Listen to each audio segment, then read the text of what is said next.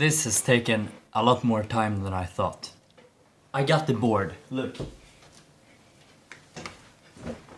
Everything is on, and I will show you a little bit of how I put everything together, and I will also talk about which parts I used and why I used those parts. Alright, let's go.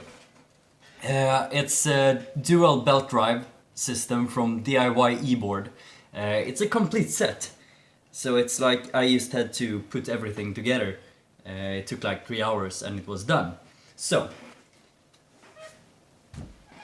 why did I choose these parts? Well, it's too expensive for me to build my own electric skateboard with those specifications that I need. I live like in like mountain area. I have like skiing resorts right next to me. So I needed a board that could perform, and I also wanted range.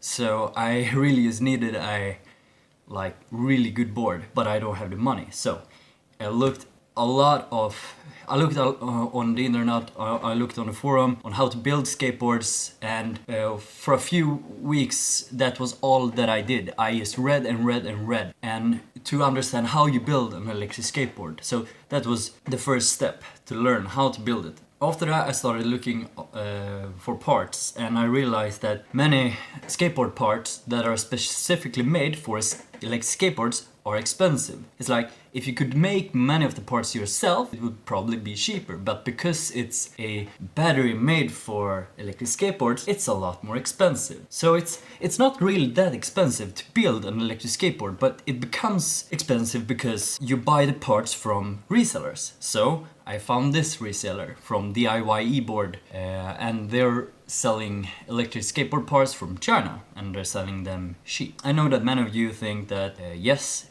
it might be cheap, might perform good, but it will break. And to that I say, I know that a lot of people have problems with expensive boards. I see evolved boards breaking down, I see people's premium expensive builds breaking down. So it's not like cheap parts are the only ones that have problem with like breaking down. And more expensive boards, they break down too. So the way I see it, I buy a cheaper board for a cheaper price, and for that extra money I have left over, the following months I will be able to make small repairs.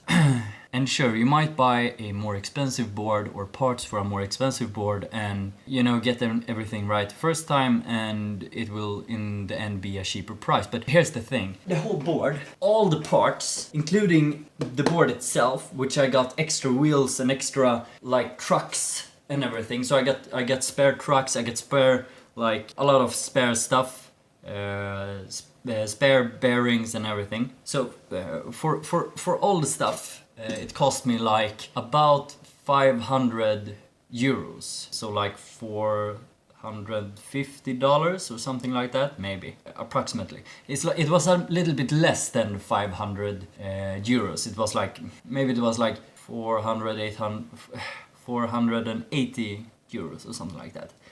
And if I'm going to build a premium build, it will cost at least 800 euros, 300 euros to go, if you know what I mean. So, and I'm guessing that I might have to repair this for like 100 euros in the next like year or two. So I think it's still a cheaper and better option. I was going to build like the board ground up, but because this like set with all the pieces was so much cheaper, I just bought that.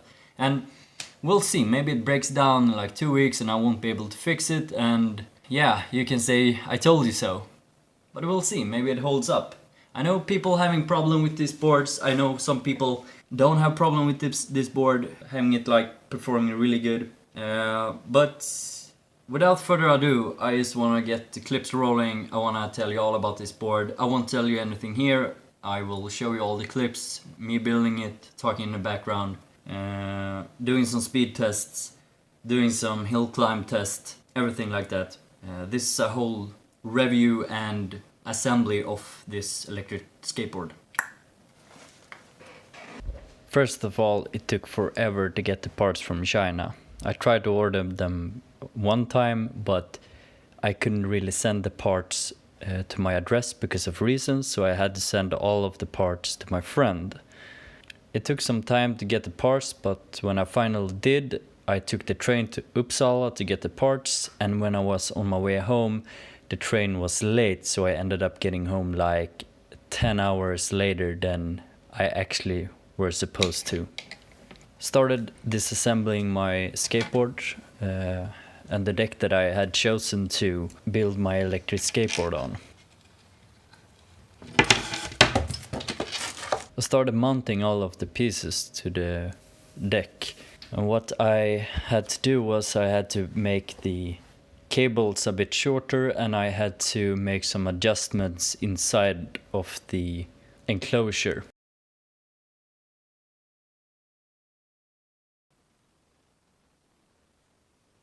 So I had to peel off some of the edges to be able to fit all of the cables inside. And here you can see I also taped a bit of the cable to manage them easier.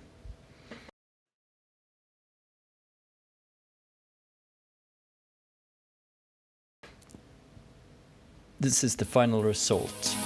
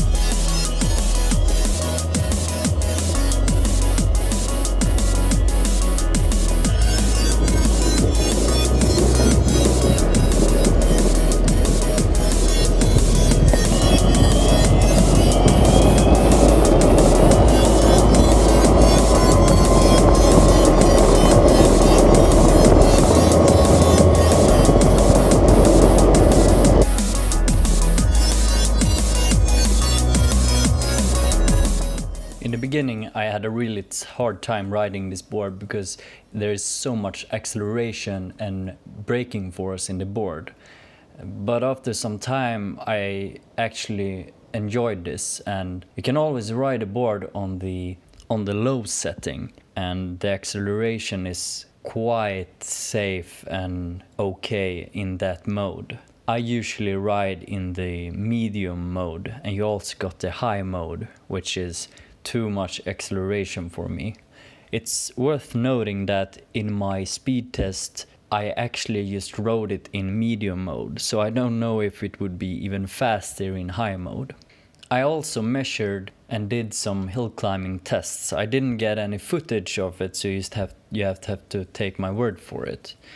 I measured the degree of the hill, and the degree was about 11 degrees, which is like 20%. You have to remember that the percent of a hill climb, and the degree is two different things. And what I can say about that test is that the board really just flew up the hill. I mean, I accelerated up this 20%